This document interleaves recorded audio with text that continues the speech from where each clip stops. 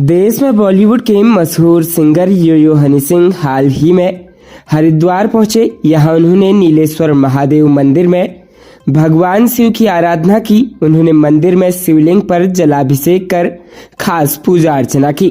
इस दौरान वह महादेव की भक्ति में लीन दिखे। पूजा के बाद हनी सिंह ने उत्तराखंड में नशा मुक्ति अभियान की सराहना करते हुए मुख्यमंत्री पुष्कर सिंह धामी का धन्यवाद भी किया। बता दें कि हनी सिंह खुद एक समय नशे की समस्या से जूझ चुके हैं, लेकिन उन्होंने इससे बाहर निकलकर अपने करियर को फिर से नई ऊंचाइयों तक पहुंचाया है। उनका यह संदेश युवाओं को सही दिशा में प्रेरित करने में मदद कर सकता है। हनी सिंह ने कहा कि उत्तराखंड को नशा मुक्त बनाने के लिए मुख्यमंत्री पुष्कर सिंह धामी ने बहुत अच्छी मुहिम चलाई है। मैं उनकी इस पहल के लिए उन्हें धन्यवाद देता हूं। उन्होंने कहा कि मैं देश के सभी युवाओं से अपील करता हूं कि नशे से दूर रहें और अपने भविष्य को उज्जवल बनाएं।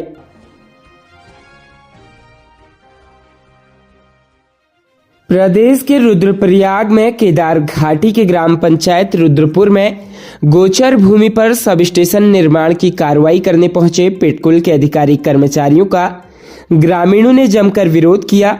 ग्रामीणों ने घंटों सड़क पर जाम लगाकर सरकार और पुलिस प्रशासन का विरोध कर नारेबाजी की। इस दौरान पुलिसकर्मी, प्रशासन के नुमाइंदों और आक्रोशित जनता के बीच नोकझोंक और धक्का मुक्की भी हुई। आक्रोशित महिलाओं को पुलिस कर्मियों ने पकड़कर जबरन पुलिस वाहनों में बिठाया, जिससे आक्रोशित अन्य महिलाओं ने गुप्तकाशी जागधार मोटर मार्ग को रुद्रपुर के निकट बड़े बड़े बोल्डर रखकर सड़क जाम किया। घंटों तक पुलिस वाहनों में बैठी महिलाएं प्रशासन के विरुद्ध जमकर नारेबाजी करती रही। वहीं राजकीय इंटर कॉलेज से रुद्रपुर के बीच मोटर मार्ग छावनी में तब्दील किया गया था।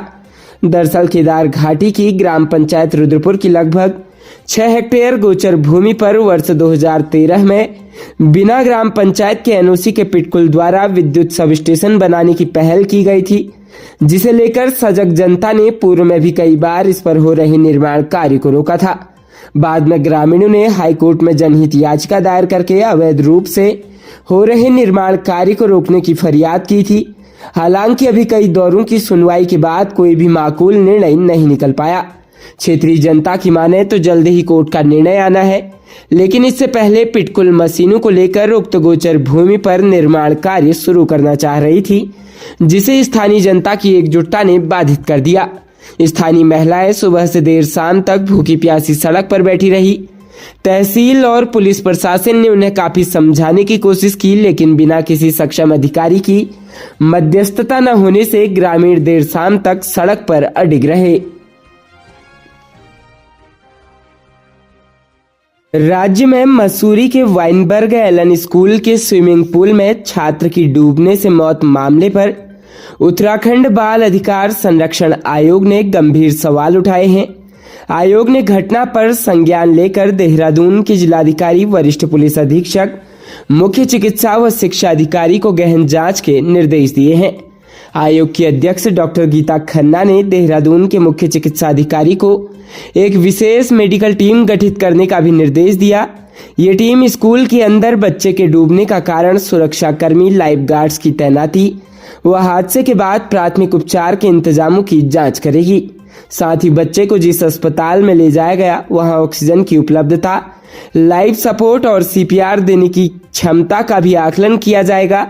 आयोग ने सभी प्रमुख अधिकारियों से विस्तृत जांच रिपोर्ट मांगी है। आयोग ने कहा कि जांच में यह तथ्य भी शामिल किया जाए कि 15 तारीख को पर्वती होली पर सार्वजनिक अवकाश के बावजूद स्कूल क्यों खुला था। तब तक स्कूल बंद कराने के लिए सरकारी अधिकारियों को हस्तक्षेप क्यों करना पड़ा था।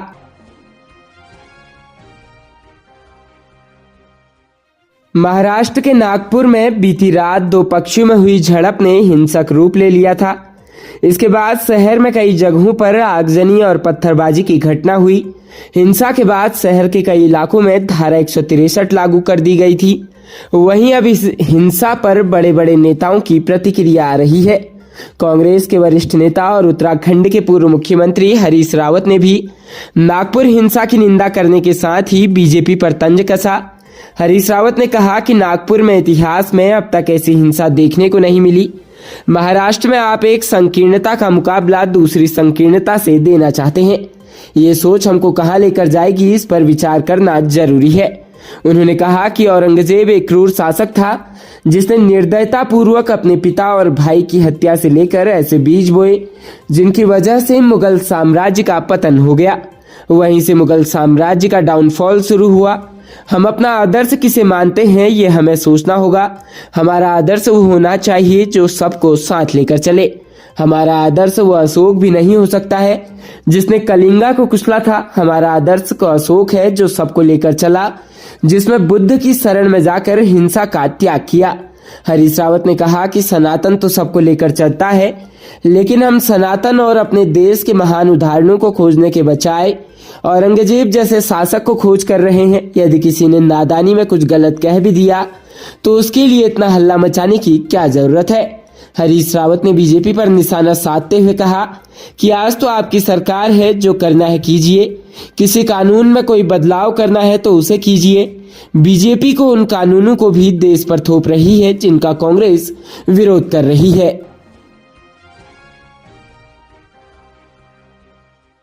राज्य उत्तराखंड में एक बार फिर से तेज रफ्तार की वजह से बड़ा सड़क हादसा हुआ।